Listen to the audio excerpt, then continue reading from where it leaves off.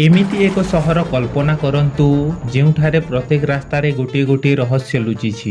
एक एमिति सहर जहाँ परंपरार निमग्न एवं एथिरे एक अजଣା शक्तिर अवस्थिति जहाँ एही सहर को विभिन्न प्रकारर दुख कष्टरू रक्षा करि आसुअछि।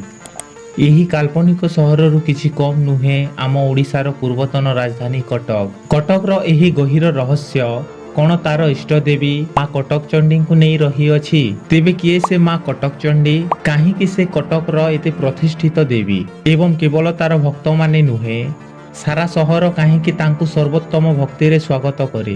तेबे आसंतु आमे एही महान देवी को शक्ति को जानिबार यात्रा को आरंभ करिवा।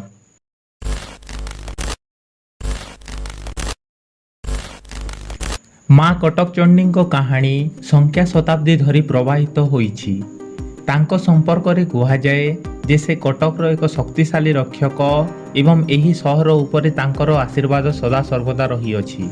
माँ कटक चंडी निज भक्तों पई शक्ति एवं समृद्धिर देवी। से केवल कटकर इष्ट देवी नुहे एही सहरर समस्त निवासी पई पथ प्रदर्शिता। माँ कटक चंडीकर विशेष यात्रा दुर्गा पूजा समय रे होइथाए जेउठारे समस्ते तांकु तीव्र भक्ति रे पूजन्ति। एही पूजा एक रीति नुहे यह एक भावना एवं भक्तिर अनुभव। एही समय रे संपूर्ण सहर एकाठी होई मांकर पूजार्चना करिथान। मां को विशेष पूजा समय रे अंचल एवं समाज रे अनेक महोत्सव होइथाए। यह केवल एक धार्मिक कार्यक्रम नुहे एठारे रही थाए सम्मेलनर दृढ़ता एवं मां को असीम महिमा को प्रणाम करिवार संकल्प। कटकर इष्ट देवी माँ कटक चंडी सारा ओडिशार भक्त मानक मनरे स्थिर स्थान रखिछन्ति। प्रत्येक भक्तों पई से सदा आशीर्वादकारी एवं रक्षाकारी देवी रूपे पूजिता। यह थिला कटकर इष्ट देवी माँ कटक चंडी महिमा गाथा।